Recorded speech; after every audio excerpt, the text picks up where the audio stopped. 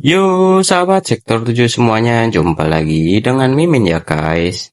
Hari ini Mimin akan membawakan alur cerita kembalinya Sang Raja Neraka. Sebelum kita masuk ke ceritanya, Mimin ucapkan terima kasih sudah bersedia untuk klik video ini. Dan jangan lupa dukung Mimin dengan cara subscribe, like, komen, serta share videonya ya guys. Semoga kalian semua terhibur. Jika ada yang mau berdonasi, boleh ya guys. Link ada di deskripsi. Tak perlu menunggu lama lagi, langsung saja kita masuk ke videonya. Pada video kali ini diceritakan bahwa Jiwo pun berhasil menjebak Huama masuk ke dalam barier miliknya. Namun dengan muka kesalnya, Huama berujar bahwa walaupun Jiwo berhasil mengurung dirinya, tetap saja tak akan ada yang berbeda. Karena Jiwo hanyalah seekor kelinci yang lemah. Lalu mengayunkan pedangnya sambil tersenyum ke arah Jiwo sembari mengatakan bahwa kelinci juga tak akan bisa menahan kekuatan api miliknya. Sedangkan Jiwo yang berhasil mengurung Huama pun terlihat kesulitan menahan panas api milik Huama yang berkobar di dalam bariernya itu, walaupun di sana sudah dibantu dengan arwah-arwah milik Cleo. Lalu Cleo pun yang melihat kejadian itu mengatakan bahwa sekalipun arwah-arwah miliknya itu bisa mengurangi hawa panas, bukan berarti mereka bisa menghilangkan panas itu sepenuhnya. Jadi Jiwo harus mengalahkannya sesegera mungkin. Lalu Jiwo menyernitkan dahinya karena panas yang ia rasakan di dalam barier itu, sembari membulatkan tekadnya untuk melaksanakan perintah dari Raja Neraka. Setelah itu Jiwo pun menendang wajah Huama dengan kekuatan penuh dan membayangkan betapa menderitanya seniornya waktu itu merasakan panas api milik Huama. Kemudian mengingat momen pertama kali dirinya bertemu dengan seniornya yang menenangkannya walaupun dia terluka karena dirinya. Dia menenangkan dirinya padahal belum pernah mengenalnya sama sekali, namun mau membuat dirinya tenang. Senior Jiwo saat itu mengatakan bahwa dia tak tahu kenapa Jiwo ada di tempat ini, tapi pasti Jiwo selama ini telah mengalami banyak kesulitan. Lalu mengajak Jiwo untuk ikut bersamanya. Namun sesampainya di rumah, senior Jiwo pun terlihat kesal dengan kelakuan tua bangka yang merupakan kenalannya, padahal itu bukanlah sebuah masalah yang begitu besar. Lalu meminta maaf kepada Jiwo karena dia malah jadi menunggu lama karena dirinya membutuhkan sedikit waktu untuk membujuknya. Namun dirinya sudah mendapatkan izin agar Jiwo bisa tinggal bersama dengannya. Lalu berpikir sebaiknya dia memberi nama Jiwo siapa. Setelah sedikit berpikir, senior Jiwo pun memutuskan memberinya nama Li Jiwo karena nama marga miliknya adalah Li. Itulah asal-usul dirinya bisa memakai nama Li Jiwo. Dan juga belajar bela diri dengan seniornya itu. Kemudian kembali ke pertarungan, Jiwo terlihat bahwa Cleo mendatanginya dan mengatakan agar Jiwo segera melepaskan bariernya. Karena semua arwah miliknya sudah menghilang. Jadi rencana mereka berdua saat ini telah gagal. Tubuh Jiwo tak akan bisa menahan panas dari api itu. Akan tetapi Jiwo tak menanggapi peringatan dari Cleo itu dan teringat kejadian saat seniornya kehilangan nyawanya tepat di depan matanya. Ketika melawan Huama di tempat mereka akan menemui Dong Bangsa. Waktu itu Jiwo melihat seniornya ditusuk oleh pedang milik Huama dan beruntungnya Huasa mengajak Huama untuk mengejar Dong Bangsa yang sudah pergi dari sana saat pertarungan itu terjadi. Jadi Jiwo tak perlu melawan Huama saat itu. Setelah itu Jiwo pun berlari ke arah seniornya yang telah tersungkur bersimbah darah di atas lantai. Jiwo pun terlihat khawatir menanyakan keadaannya seniornya sembari menanyakan bagaimana kondisinya saat ini dan memintanya untuk membuka matanya.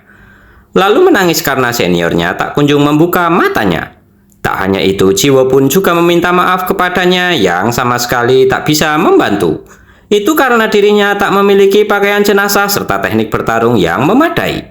Kemudian menyalahkan dirinya sendiri atas apa yang telah terjadi. Seharusnya dirinya terus berlatih keras lagi dan tak boleh sering beristirahat. Akan tetapi seniornya itu pun membuka matanya dan mengusap air mata Jiwo dengan kondisi yang sudah sangat lemah. Lalu mengeluarkan air matanya sembari mengatakan kepada Jiwo agar dia tetap menjaga kesehatannya dengan memanggilnya putriku. Kemudian kembali ke pertarungan, Jiwo yang masih nekat melawan Huama tanpa arwah-arwah dari Cleo yang membantunya pun terlihat kesusahan menahan panas api milik Huama. Namun mereka tetap bertarung dengan sengit dan pertarungan itu pun masih terus berlanjut hingga membuat pakaian Jiwo compang-camping sembari mengeluarkan air matanya mengingat tentang seniornya. Tekad Jiwo untuk melaksanakan tugas dari Raja Neraka pun tak tergoyahkan sama sekali. Hingga saking intensnya pertarungan antara Huama dan Jiwo itu membuat badil dari pakaian jenazah Jiwo pun tak mampu menahan benturan kekuatan mereka berdua. Akibatnya barrier itu pun hancur dan Raja Neraka dengan sigap langsung menyelamatkan Jiwo yang sudah babak belur sembari berujar bahwa dia rindu kepada ibunya. Lalu Jiwo juga meminta maaf kepada Raja Neraka karena dirinya tak bisa mengendalikan kekuatannya sendiri. Dirinya malah mematahkan pedang yang direbutnya untuk dipakai oleh Raja Neraka. Namun Raja Neraka tak mempermasalahkan hal itu dan sambil tersenyum berujar bahwa sebilah pedang saja sudah cukup untuk dirinya. Jadi untuk saat ini sebaiknya Jiwo istirahat saja dulu. Jiwo pun mengikuti permintaan Raja Neraka itu untuk beristirahat dengan kondisi yang tak karuan. Terlihat juga ternyata Raja Neraka sudah memindahkan Jiwo dan yang lainnya ke dalam neraka. Terlihat Cleo yang khawatir mendatangi Raja Neraka serta menanyakan apakah Jiwo baik-baik saja dan bisa bertahan hidup. Sambil berjalan ke arah pedang yang sudah tertancap, Raja Neraka menanggapi pertanyaan Cleo dengan mengatakan bahwa Jiwo akan baik-baik saja. Lalu mengulurkan tangannya untuk mengambil pedang itu. Akan tetapi Cleo berteriak melarang apa yang akan dilakukan oleh Raja Neraka. Karena jika pedang itu digunakan, maka kekuasaan Tuan Tolbo akan menyerang Raja Neraka. Namun Raja Neraka tak menghiraukan larangan Cleo itu dan langsung memegang pedang itu. Bersamaan dengan hal itu, aura penolakan dari pedang itu pun muncul menyerang Raja Neraka hingga membuat Raja Neraka mengeluarkan sedikit darah segar dari mulutnya. Raja Neraka pun membenarkan perkataan dari Cleo sebelumnya karena dirinya merasakan ada kekuatan yang menentang muncul dari pedang itu. Namun mengingat perjuangan dari Jiwo yang luar biasa untuk merebut pedang ini walaupun tak mudah, tapi ini adalah kesempatan yang sudah dibuat susah payah oleh Jiwo. Jadi dirinya tak bisa melewatkannya begitu saja. Bersamaan dengan hal itu, Raja Neraka pun nekat menggenggam pedang itu menggunakan kedua tangannya dan mengangkat pedang itu. Akan tetapi Cleo berujar bahwa walaupun Raja Neraka berkata seperti itu, namun pedang itu mengandung kekuatan Tuan Tolbo yang merupakan Raja Neraka saat ini. Pasti tubuh Raja Neraka seperti ditusuk dengan pedang hanya dengan memegang pedang itu. Tapi resiko itu tetap diambilnya walaupun rasa sakit yang mengerikan menimpanya saat menggunakan pedang itu. Sedangkan di sisi lain terlihat Sion yang merasa kesal karena dirinya juga ikut terseret ke dalam neraka. Dan menduga jika sepertinya dirinya harus bertarung di kandang Raja Neraka itu sendiri. Kemudian Huasa pun menanyakan kondisi kakaknya kepada Sion. Lalu Sion pun menanggapi dengan mengatakan bahwa dirinya sudah melihatnya sendiri, jadi Huasa tak perlu menjelaskannya lagi. Kemudian menanyakan apakah api rubah milik Huasa bisa digunakan di tempat ini. Huasa pun menanggapi dengan mengatakan bahwa saat ini dirinya tak bisa mengendalikan api rubah karena tak memiliki kuasa, lalu menyarankan agar mereka keluar dengan cara yang sama saat keluar dari neraka hitam waktu itu. Namun sama halnya dengan api rubah, dirinya juga tak bisa memakai cara itu untuk keluar dari tempat ini. Sepertinya neraka ini berbeda dengan neraka hitam dan entah kenapa ada yang aneh dengan neraka ini. Belum selesai Sion mengatakan hal itu, tiba-tiba sebuah tebasan pedang datang dan mengenai tubuhnya. Sontak hal itu mengejutkan Sion. Kemudian Sion pun membalas serangan dari Raja Neraka itu namun bisa dihalau oleh Raja Neraka. Melihat hal itu, Sion pun terkejut karena kekuatan Raja Neraka langsung jauh berbeda begitu dia menggenggam sebilah pedang. Dan juga instingnya mengatakan bahwa dirinya tak boleh membiarkan Raja Neraka memimpin pertarungan ini. Lalu setelah itu melancarkan serangan lagi ke arah Raja Neraka secara terus-menerus namun bisa dihindari dengan mudah oleh Raja Neraka. Sion pun tak menyerah untuk menyerang Raja Neraka dan saat pedang mereka saling beradu, Sion berteriak bahwa dirinya akan mengerahkan segalanya untuk mengalahkan Raja Neraka. Namun hal itu tak terlalu berpengaruh terhadap Raja Neraka. Dikarenakan hal itu, Sion pun mengeluh padahal Raja Neraka sudah pensiun tapi masih memiliki kekuatan sebesar itu. Serangan Sion itu pun dimentahkan oleh Raja Neraka hanya dengan sekali ayunan dari pedangnya. Lalu Sion pun melompat ke atas udara sembari berujar bahwa walaupun Raja Neraka memadukan banyak kekuatan dari berbagai pakaian jenazah, tapi dirinya tak akan pernah kalah dari Raja Neraka. Bersamaan dengan hal itu, Sion pun memuntahkan cairan asam ke arah Raja Neraka sembari berujar, "Matilah Raja Neraka." Bersamaan dengan hal itu terjadi sebuah ledakan yang besar di sekitar Raja Neraka berdiri. Kemudian dalam hatinya Sion bertanya-tanya apakah dirinya berhasil menyingkirkan Raja Neraka. Kemudian berpindah di dunia manusia terlihat Oso yang sedang duduk di sebuah ruangan bersama dengan Baekwo. Di sana Oso berkata bahwa dirinya tak mempercayai Raja Neraka. Mungkin perkataannya akan terdengar sedikit konyol, tapi menurut penilaiannya secara objektif, Raja Neraka itu cukup lamban dan bodoh. Lalu sambil meminum secangkir teh menambahkan bahwa dirinya menjadi tak paham alasan apa yang membuat Baekwo dan Nomang takut kepadanya. Mendengar hal itu, Baekwo pun tertawa lalu menanyakan apakah Oso tahu tentang neraka pertama yang diciptakan oleh Raja Neraka. Oso pun menanggapinya dengan berkata tentu saja dirinya mengetahuinya. Di neraka itu terdapat sebuah pohon putih besar dan juga tempat itu memiliki efek menyembuhkan bagi para manusia. Kemudian dengan senyuman manisnya Baekwo pun bertanya apakah Oso juga tahu tentang efek kedua dari neraka itu. Seharusnya Oso merasa aneh dengan kondisi itu karena neraka adalah tempat yang seharusnya digunakan untuk menghukum para pendosa. Tapi Raja Neraka malah menciptakan neraka pertama yang memberikan efek pemulihan abadi untuk para manusia. Bukankah itu sesuatu yang aneh? Kemudian kembali ke pertarungan Sion dan Raja Neraka, terlihat bahwa Sion kewalahan menghadapi Raja Neraka hingga mengatakan jika Raja Neraka memanglah seorang monster. Lalu menyiapkan sebuah serangan besar dan langsung diarahkan kepada Raja Neraka. Raja Neraka yang melihat hal itu pun bersiap dengan pedangnya untuk menghalau serangan dari Sion sembari mengatakan bahwa sebelumnya Sion pernah berkata bahwa dia adalah sosok manusia yang sudah mendekati dewa. Maka dari itu dirinya berharap agar Sion tak hancur dengan terlalu mudah saat menerima serangan darinya. Karena ada banyak hal yang ingin dirinya uji coba kepada diri Sion. Lalu Raja Neraka pun meneriakkan kata merekahlah dengan sempurna bunga karma. Bersamaan dengan hal itu, beberapa kelopak bunga berwarna merah api neraka pun mengenai tubuh Sion. Sedangkan Sion yang menerima serangan itu pun terkejut dengan kecepatan serangan dan juga daya rusaknya yang terlalu besar. Dan menduga jika dirinya hanya sampai di sini saja. Akan tetapi Sion pun terkejut karena semua luka yang baru saja didapatkan pulih sepenuhnya. Namun yang jelas dirinya masih memiliki kesempatan untuk melawan Raja Neraka sembari tersenyum jahat. Akan tetapi dari belakangnya Raja Neraka menghunuskan pedangnya sembari mengatakan bahwa Sion telah salah mengira. Karena bisa pulih tanpa batas dan mau tak mau harus pulih tanpa batas itu memiliki perbedaan yang sangat besar di antara keduanya. Mendengar ucapan dari Raja Neraka itu, Sion pun terkejut dan ternotis dengan menduga bahwa tujuan neraka ini dibuat supaya pendosa akan terus mati berulang kali tanpa henti. Raja Neraka pun membenarkan jawaban dari Sion itu sembari menebas Sion menjadi berkeping-keping. Namun langsung kembali pulih seperti semula. Dikarenakan hal itu, Sion pun merasa sangat kesal lalu berteriak kepada Raja Neraka mengatakan bahwa berani-beraninya Raja Neraka menjadikan dirinya layaknya subjek uji coba. Namun Raja Neraka tanpa babi bu kembali menebas Sion dan kali ini tepat di lehernya. Serta tak lama setelah itu lukanya pun kembali sembuh. Dikarenakan hal itu, Sion pun mengumpat dengan berujar dasar neraka sialan. Tak peduli seberapa keras dirinya berusaha untuk fokus, namun dirinya tetap tak bisa keluar dari tempat ini. Lalu menanyakan sebenarnya trik macam apa yang sudah digunakan oleh Raja Neraka. Namun dengan muka seriusnya, Raja Neraka mengatakan bahwa rupanya Sion cukup lamban dalam membaca situasi. Itu adalah efek kedua dari neraka ini, di mana selain bawahannya tak akan ada yang bisa keluar dari tempat ini tanpa seizinnya.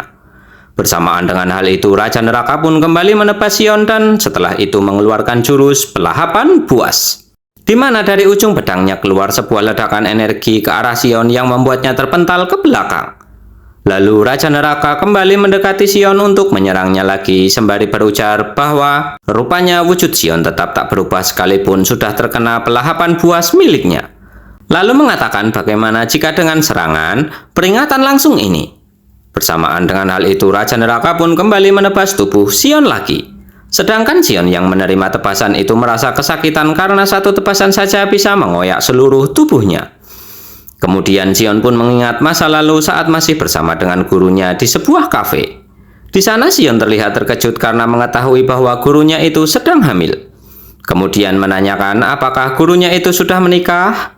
Gurunya itu pun menyangkal hal itu sambil tersenyum riang menjelaskan bahwa dirinya telah menerima donor untuk kehamilan ini dan ternyata syarat kualifikasinya agak sedikit sulit. Sontak hal itu membuat Sion lebih terkejut lagi lalu mengatakan bahwa memang ada orang-orang yang memiliki pemikiran seperti gurunya itu, tapi dirinya tak bisa menilai dengan cepat masalah sepenting ini, dan menanyakan apakah gurunya itu sudah memikirkannya dengan matang. Namun guru Sion itu menjelaskan jawabannya dengan berkata agar Sion melihat anak yang sedang tertawa bersama ibunya di balik jendela itu. Lalu dengan senyuman ceria dan menyangga dagunya berujar bahwa jika dirinya memiliki seorang anak, mungkin dirinya akan bahagia seperti mereka. Dirinya jadi tak sabar dikarenakan hal itu. Akan tetapi dengan wajah yang murung, Sion bergumam jika yang namanya keluarga itu belum tentu bahagia. Sayup-sayup gurunya itu mendengar gumaman Sion lalu menanyakan apa yang baru saja Sion katakan. Sion pun mengelak mengatakan bukan apa-apa dan langsung mengalihkan topik dengan menanyakan apakah bisa diartikan bahwa 12 cabang bumi juga bisa memiliki seorang anak. Gurunya pun terkejut dan memberikan isyarat agar Sion diam karena keberadaan 12 cabang bumi merupakan sebuah rahasia. Namun Sion pun berdalih agar gurunya itu tak usah khawatir karena orang lain tak akan ada yang tahu apa itu 12 cabang bumi. Sedangkan gurunya pun merasa kesal dengan kelakuan Sion yang bisa mengetahui identitas dirinya yang sebenarnya hanya dari mendengarkan cerita sebelumnya. Kemudian sambil meminum segelas kopinya, Sion berujar bahwa semua itu disebabkan oleh guru sendiri yang agak bodoh. Jadi mustahil jika dia mengarang tentang ribuan batu darah atau tentang keberadaan 12 cabang bumi. Setelah itu Sion juga bertanya apakah alasan gurunya memanggilnya sekarang karena ingin menginfokan kehamilannya kepada dirinya. Mendengar pertanyaan itu, Bu Guru pun mengambil sesuatu dari dalam tasnya sembari mengatakan bahwa dirinya baru saja ingin membahasnya dengan Sion. Setelah itu, gurunya pun mengeluarkan 2 buah cincin di atas meja sembari mengatakan bahwa sebenarnya dirinya ingin meminta bantuan Sion. Yaitu jika terjadi sesuatu kepada dirinya, maka dirinya ingin Sion merawat anaknya. Jika bisa diumpamakan, dirinya berharap agar Sion mau berperan menjadi ayah baptisnya. Mendengar hal itu, Sion pun merasa tak habis pikir dengan menunjukkan ekspresi datarnya. Kemudian menanyakan cincin apa yang diberikan gurunya itu. Bu Guru pun menanggapi bahwa cincin itu merupakan sebuah hadiah saja untuk Sion. Karena dirinya pernah mendengar bahwa para manusia akan memberikan cincin jika hubungan di antara mereka sudah dekat. Jadi dirinya memberikan cincin itu kepada Sion karena Sion merupakan satu-satunya teman terdekat yang dimilikinya. Maka dari itu dirinya meminta agar Sion selalu memakainya. Sion pun menghela nafasnya dan berujar bahwa sebenarnya berita tentang kehamilan gurunya saja sudah mengejutkan baginya. Malah ditambah dengan meminta muridnya sendiri sebagai bapak baptis anaknya. Tak diragukan lagi, gurunya itu memang benar-benar bodoh. Selain itu, bisa-bisanya gurunya menganggap dirinya sebagai teman, lalu memakai cincin itu dan menambahkan bahwa seharusnya seorang guru tak boleh berkata seperti itu kepada muridnya. Kemudian kembali ke pertarungan Sion dengan Raja Neraka. Terlihat saat ini Sion babak belur dan kelelahan. Dia juga berujar bahwa dirinya belum boleh mati dulu. Lalu setelah itu melakukan telekinesis memanggil Hwasa ke hadapannya. Bersamaan dengan hal itu, Hwasa pun melayang datang ke arahnya dan Sion pun langsung memegang leher Hwasa. Lalu berujar bahwa sekarang dirinya sudah paham bahwa tempat ini adalah neraka pemulihan tanpa henti.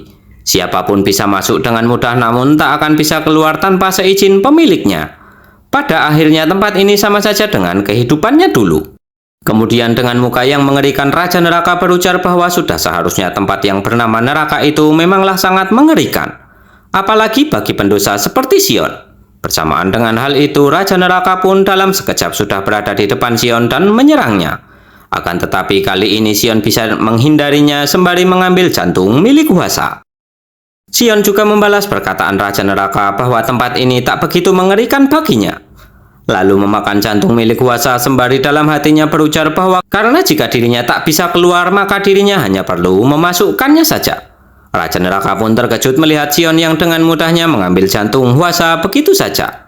Sedangkan Sion yang telah selesai memakan jantung Hwasa pun berujar bahwa karena dirinya sudah terlanjur tertangkap, jadi apa boleh buat dirinya hanya memiliki satu-satunya cara ini. Dan akan membuat Raja Neraka menyesal karena telah membawa dirinya ke neraka pemulihan ini. Namun Raja Neraka masih terkejut dan terlihat murka dengan kelakuan Sion yang mengambil jantung dari bawahannya sendiri. Dan setelah itu Sion pun memakai pakaian jenazah milik Hwasa yang bernama sarang harimau berapi. Dan melalui pakaian jenazah itu sambil tersenyum jahat dirinya akan memindahkan 1000 jantung yang telah dikumpulkan oleh Wama bersaudara menuju perutnya sekarang juga. Bagaimanakah kelanjutan ceritanya? Kita lanjutkan di video berikutnya ya guys. Terima kasih sudah menonton. Jumpa lagi dan Bye-bye.